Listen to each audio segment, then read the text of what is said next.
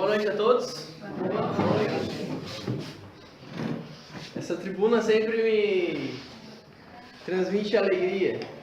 Eu vou a diversos locais, maiores, menores, com mais gente, com menos gente, nessa cidade, em outras cidades, mas sempre quando eu volto aqui, é como se eu estivesse dando uma volta no mundo, através da minha própria vida, através da minha própria existência e fechando um ciclo, assim. Então, cada vez que eu volto a Novo Horizonte é como se eu fechasse um ciclo que começa lá na evangelização, quando criança, e aí se inicia outro até a próxima vez que eu volto. E eu vou começar falando sobre Jesus. Lá no capítulo 8 de João, nós temos uma frase que se popularizou bastante. Conhecereis a verdade, e esta vos libertará. E aí, o pessoal costuma dizer: tu já falou de Jesus na última palestra. Eu vou falar de Jesus nessa de novo. E na próxima, se ninguém me segurar, vou falar de Jesus de novo. Há uns 2 meses atrás, eu estava num evento em Gravataí, numa capacitação para evangelizadores de infância e adolescência, e um evangelizador perguntou para mim o seguinte: o que tu acha que falta para o cristianismo? E aí, a primeira coisa que me veio à cabeça, e eu respondi para ele: estudar. E aí ele falou: estudar o quê? Cristianismo. Porque é preciso, para as nossas relações humanas, que nós entendemos Jesus. A gente precisa entender um monte de coisa na nossa vida. Mas para as nossas relações humanas, a gente precisa entender Jesus. A gente precisa. Tipo, para ontem, conhecer Jesus. Pode parecer um papo meio evangélico assim, conhecer Jesus. Mas é conhecer a mensagem. E a última vez que eu fiz essa palestra, aqui no Litoral Norte, quando eu estava sentado fazendo minha prece antes de começar a fala, e estava acontecendo uma situação naquela casa espírita determinada, e eu senti a seguinte frase: onde há o bem, não há duelo. Escrevi isso hoje no meu Instagram. Onde há o bem, não há duelo. O duelo é sempre entre o mal e o mal. Porque o bem não duela. O bem é. O bem não titubeia. O bem não fica em dúvida. O bem é. Onde há duelo, há sempre o mal. Não existe uma luta entre o bem e o mal.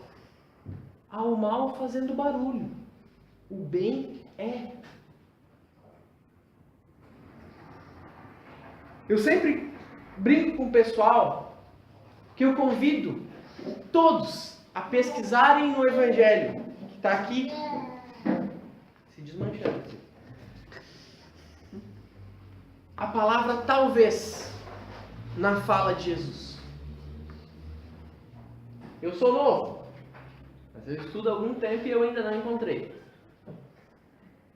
Se alguém encontrar a palavra talvez na fala de Jesus, me manda um WhatsApp, pelo amor de Deus, que eu preciso achar. Até agora eu não achei.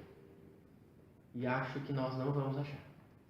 Porque não há talvez na ação de Jesus.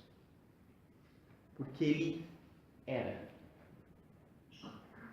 Em uma outra passagem, Jesus vai dizer o seguinte: eu sou o caminho, a verdade e a vida. Ninguém vem ao Pai senão por mim. Porque vem? Porque ele já estava lá com o Pai, né? A gente tem que ir lá. Ele não diz assim: olha, talvez não seja. caminho, a verdade e talvez a vida. Não. Eu sou. E Jesus era sempre assim. Sempre assertivo. Quando ele falava, era direto ao ponto. E aí, para começar a falar sobre relacionamentos humanos e a verdade nesses relacionamentos, eu vou trazer Pedro para a nossa conversa. O apóstolo Pedro. Está lá em Mateus capítulo 4, se não me falha a memória. Quando Jesus vai começar a capitanear os seus discípulos. Ele avista um barco, e nesse barco estão Pedro e André. Então ele aguarda na praia até que aquele barco chegue à beira. E então ele faz um convite a esses rapazes. O convite era para construir o reino dos céus. Imagina, tu terça-feira, 6 horas da tarde, chegando cansado do trabalho, chega um louco, cabeludo, e diz para ti: olha, quer me ajudar aí na construção do reino dos céus?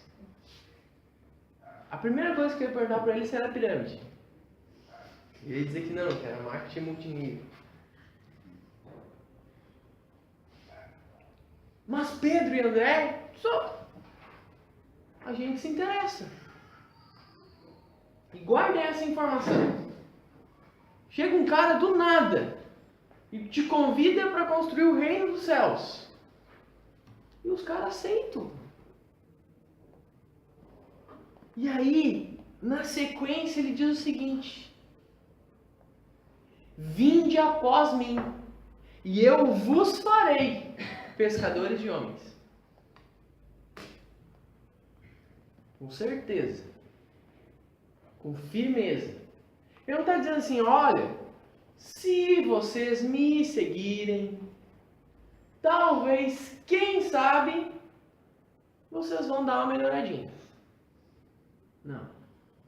Vinde após mim, e isso naquela época, na tradução do Evangelho, significa: sejam meus discípulos, e eu vos farei pescadores de homens. Pedro e André eram pescadores, homens simples, de um povo simples, de uma região simples. Pedro, já falei aqui, era meio brabo, meio invocado. 1 e 2 já queria partir para a luta, duelo. Pergunto para vocês: Jesus estava enxergando Pedro ali naquele momento? Ou Jesus estava atravessando Pedro e enxergando naquele homem simples, rude, um apóstolo do cristianismo? Jesus não estava olhando para pescadores no final de um dia de trabalho. Ele estava olhando para apóstolos na eternidade. E aí, quando Jesus olha assim, nessa perspectiva mais universalista, a gente começa a entender algumas coisas. Jesus poderia ter ido nas sinagogas, nos príncipes. Eu duvido se ele tivesse ido nos príncipes da época e feito o mesmo convite, se talvez 1 ou 2 não tivessem seguido ele. Mas ele não estava preocupado com aquele momento, com aquele ano, com aquele século. Jesus olhava na eternidade. Jesus não escolhe a Pedro, André, Tiago, Mateus, João pelos homens que eles eram, e sim pelos espíritos que eles iriam se tornar. Pela transformação que eles iriam realizar. Jesus poderia ter escolhido senhores da religião da época, ter escolhido os mais sábios, mas não, porque ele olha na eternidade. Ele olha para aqueles rapazes e enxerga neles o que eles tinham de melhor a oferecer. E aí eu vou me obrigar a perguntar para vocês, para a gente começar a entrar no nosso tema. Nas nossas relações, sejam elas conjugais, de amizade, nossas relações no centro espírita, nossas relações profissionais, as nossas relações no mundo afora, a gente olha o melhor que as pessoas têm para oferecer? Ou a gente olha só o primeiro aspecto?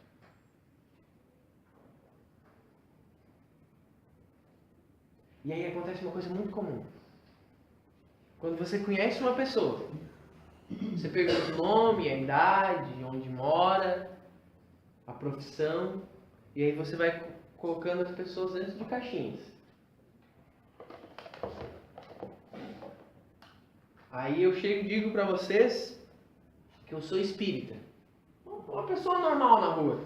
Eu sou espírita. A pessoa vai vasculhar na mente dela tudo que ela já ouviu falar de espiritismo.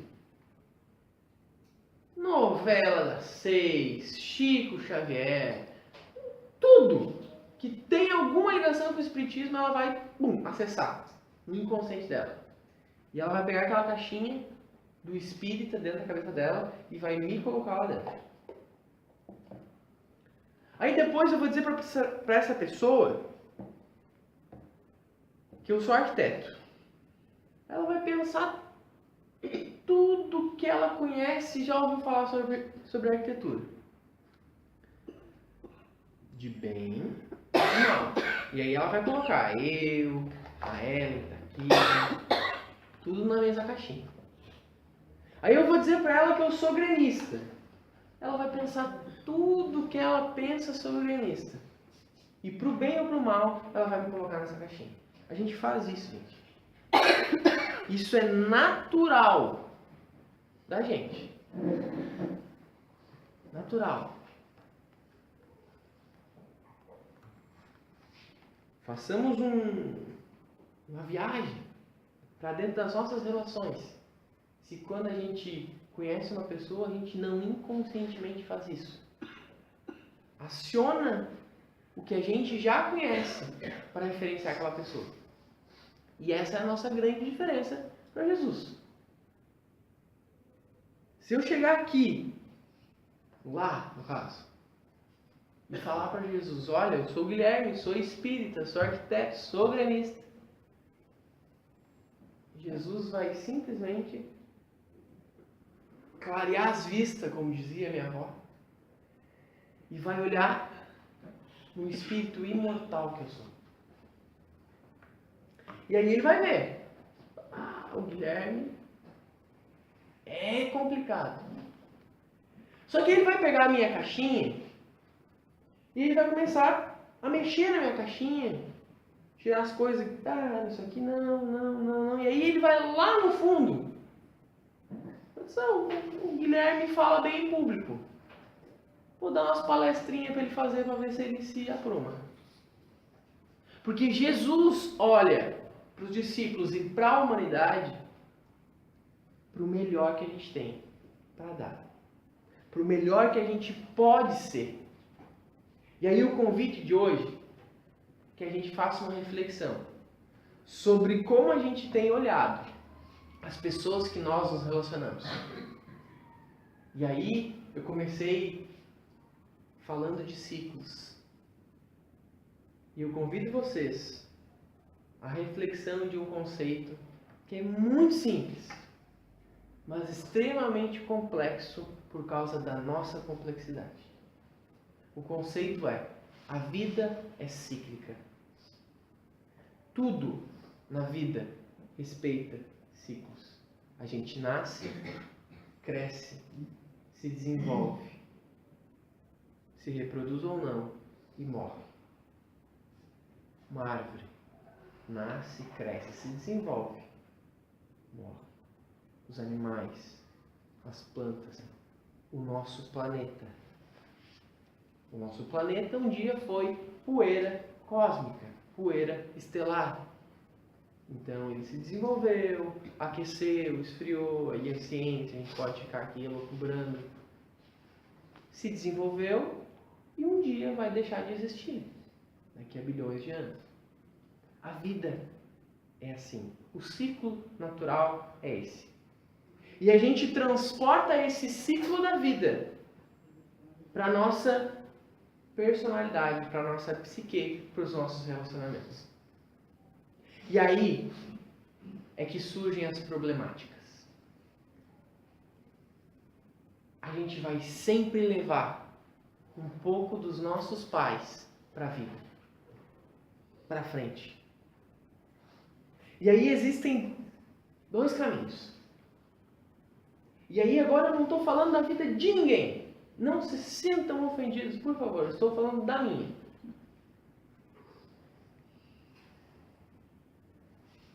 A gente sempre tem um pé atrás com as coisas que os nossos pais fazem, faziam ou fizeram.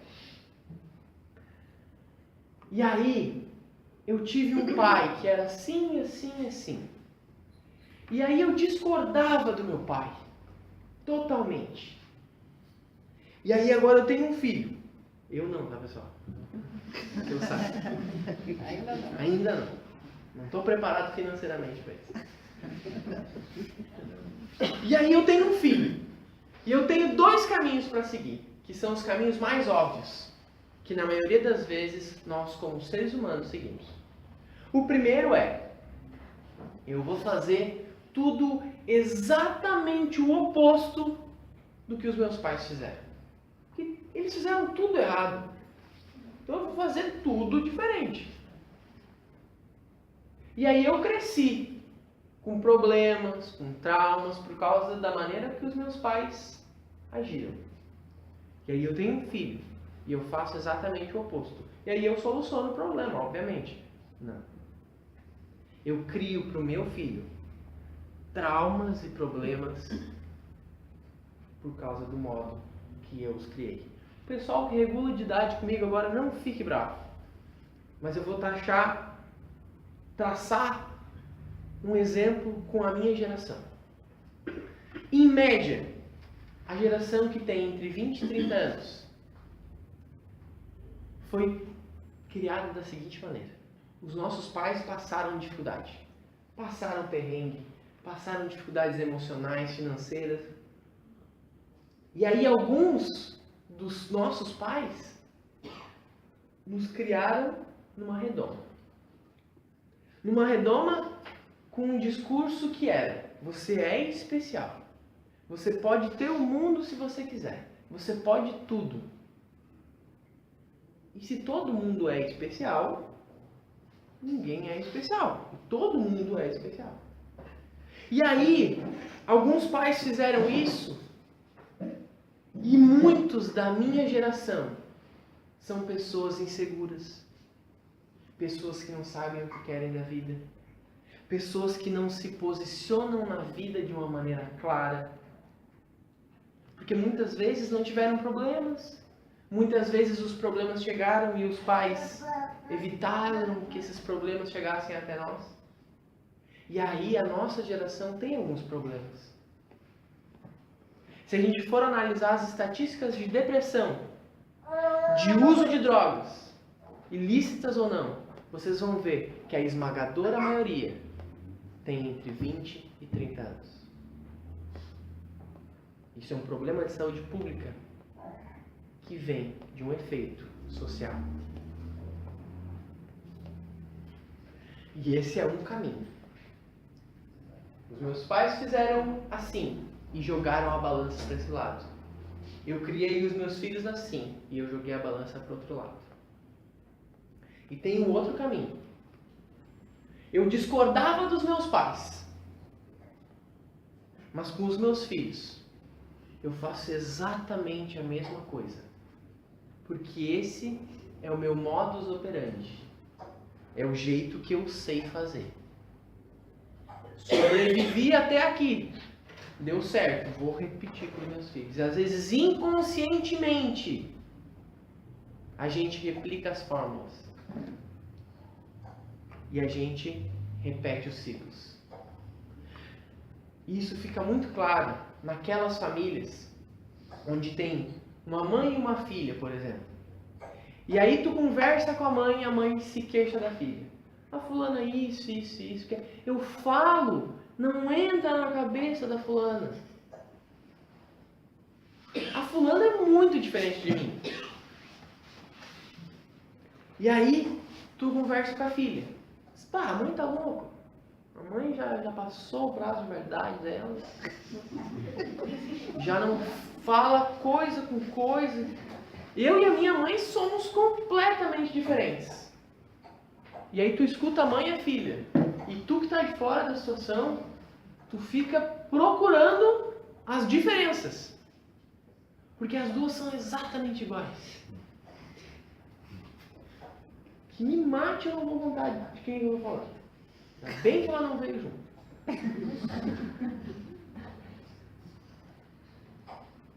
Porque a gente repete os ciclos. E nós temos muito mais dos nossos pais do que a gente acha. E do que a gente percebe.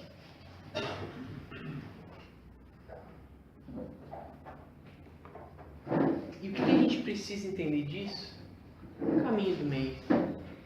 O caminho do meio sempre. Nem tanto ao céu, nem tanto ao inferno, diria o dito popular. Equilíbrio. Certamente os meus pais erraram. Os teus pais também. Com certeza. Sabe por quê? Porque eles são humanos. E humanos, habitantes de um planeta de provas e expiações. Logo, imperfeitos.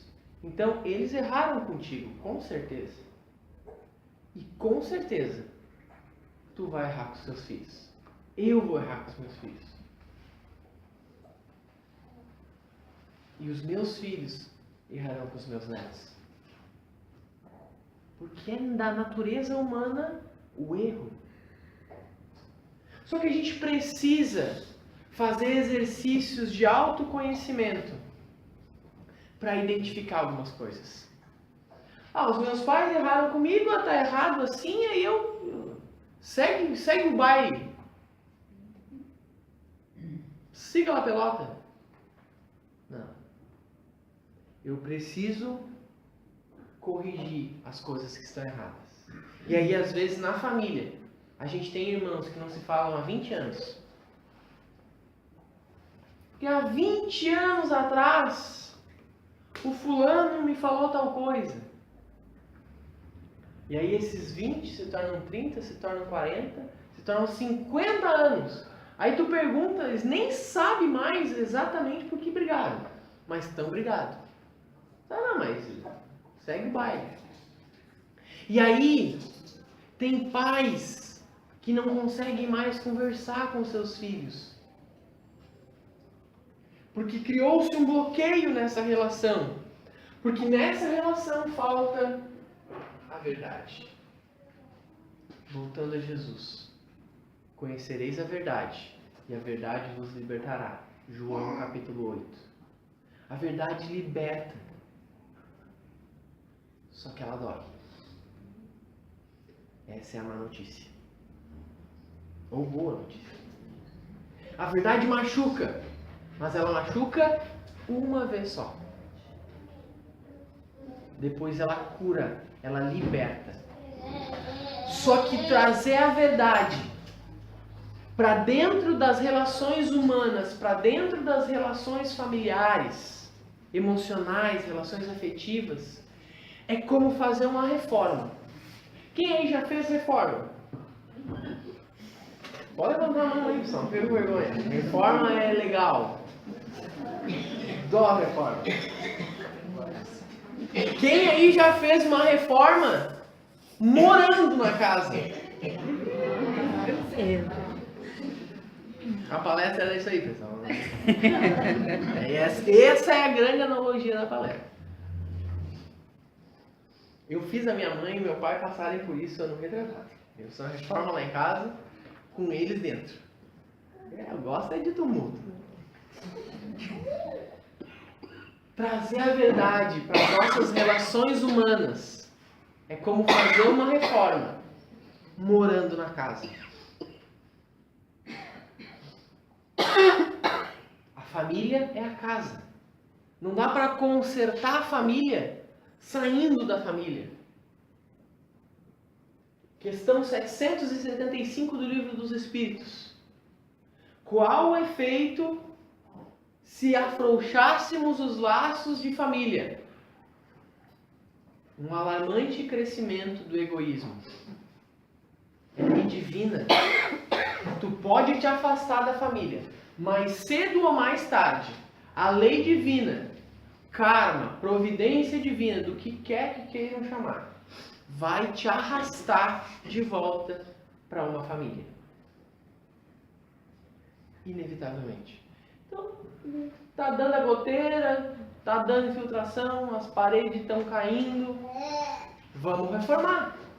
Só que não dá para sair da família para reformar. Eu vou contar uma pequena epopeia da minha família. Final de semana, o meu pai pediu pro meu sobrinho, neto dele, fazer uma determinada coisa. E ele estava jogando um joguinho no celular, online.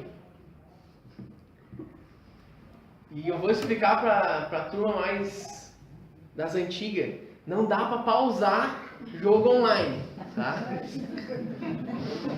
E aí, o meu sobrinho foi fazer o que meu pai tinha pedido para ele fazer. Só que ele estava jogando online. E aí, ele, com uma mão, ele fazia... A cena é hilariante. Com uma mão, ele fazia o que o meu pai tinha pedido para ele fazer. E com a outra, ele jogava.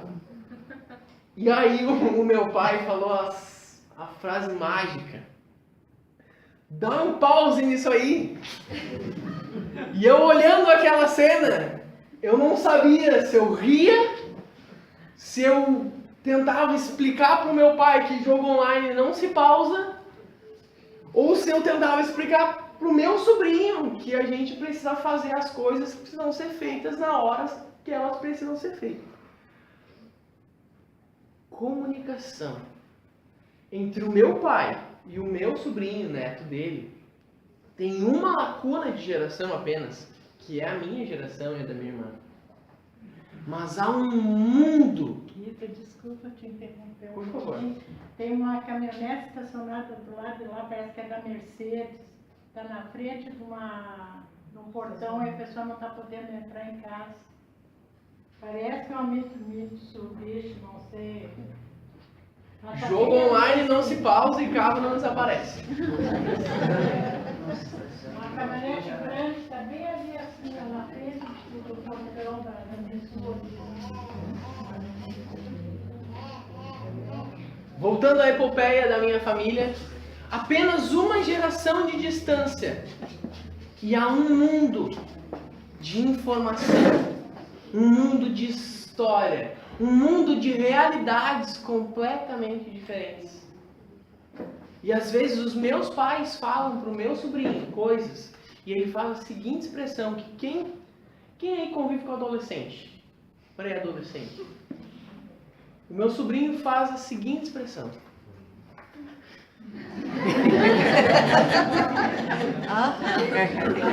E eu, que estou no meio entre a geração dos meus pais e a geração do meu sobrinho, conheço 50% da verdade dos meus pais e 50% da verdade do meu sobrinho. E eu fico completamente perdido. Porque eu também já senti essa vontade irrefecível de fazer essa casa.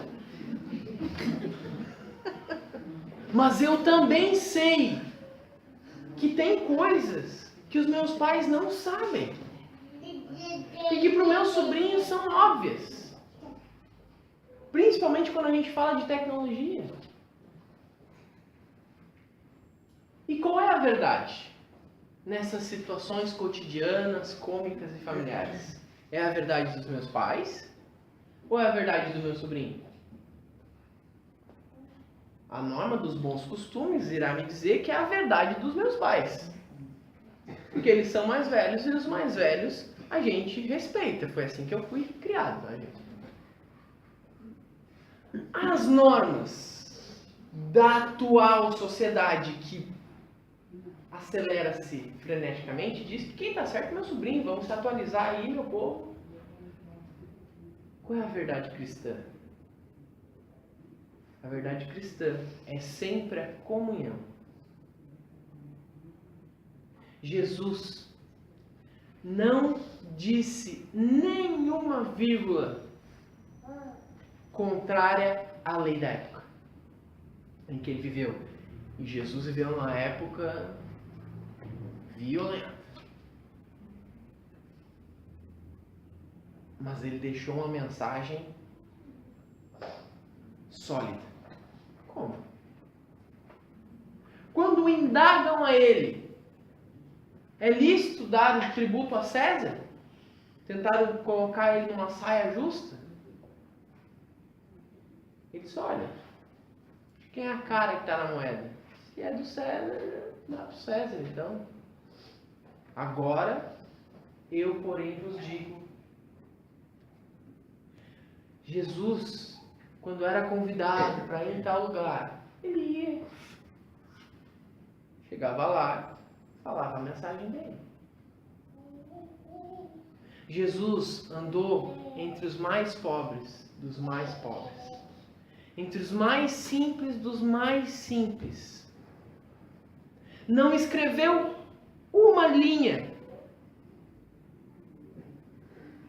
E o livro da mensagem dele é o livro mais vendido até hoje. Já pararam para pensar nisso? Não escreveu uma linha. Foram só 4 pessoas que escreveram sobre Jesus, os 4 evangelistas. E a mensagem se perpetua ao infinito. Por quê? Porque ele falava a verdade. E a verdade liberta. A verdade consola. Só que às vezes ela machuca. Conhecereis a verdade, e a verdade vos libertará. Mas será que eu quero conhecer a verdade? Será que eu quero entender que os conflitos que eu tenho com os meus pais, eles também são culpa minha? Será que eu consigo aceitar a verdade de que os meus pais estão errados em algumas coisas, mas eu também estou bem errado em várias? Mas eu preciso olhar para essas coisas. E eu preciso buscar esse meio termo. Eu tenho certeza que a minha vida, a vida de vocês, ela poderia ser melhor que é. Os nossos relacionamentos poderiam ser melhores do que são. Um escritor africano, Njabulu Ndebele, fala: a vida que poderia ter sido está escondida na vida que é. E essa vida só não é melhor. Os nossos relacionamentos só não são melhores porque a gente finge que não vê os problemas. Ou finge que eles não têm solução. E a verdade vai ser sempre a solução. Mas não a verdade que agride, que ataca, que magoa. A verdade de Jesus. Que é o amor. Que a gente ainda não entende. Sabe, todos os eu te amos que tu ouviu na vida, é legal, mas ainda a gente não está falando do amor de Jesus. A gente aspira, quando a gente olha para um filho, Por uma mãe, por um pai diz eu te amo, a gente está aspirando o amor de Jesus. Um amor que consola, um amor que aceita, um amor que abraça, um amor que acolhe. Não um amor que duela, um amor que quer fazer com que o outro ceda às minhas crenças, às minhas ideologias. Domingo passado foi o quê? Dia das Mães. Ufa, pessoal, achei que vocês viram me deixar no vácuo. A minha mãe, depois de 30 anos ou mais de espiritismo, sendo dirigente de casa espírita, trabalhadora, ela foi para a Umbanda. Frequenta a terreira aqui do lado. É assim mesmo que se chama, terreira. Batuque.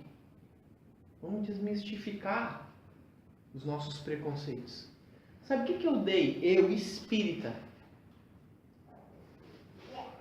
Diretor de comunicação de um centro espírita. Representante jovem da FERGS no Congresso Espírita do Rio Grande do Sul. Sabe o que eu dei de Dia das Mães para minha mãe? Uma iemanjazinha que coloca um incenso e o incenso cai como se fosse uma cachoeira. Muito legal, velho, vocês. Porque Deus não tem nada a ver com religião. Amor não tem nada a ver com casa espírita, com igreja, Saquara tem um monte de igreja. Amor e Jesus não tem nada a ver com isso.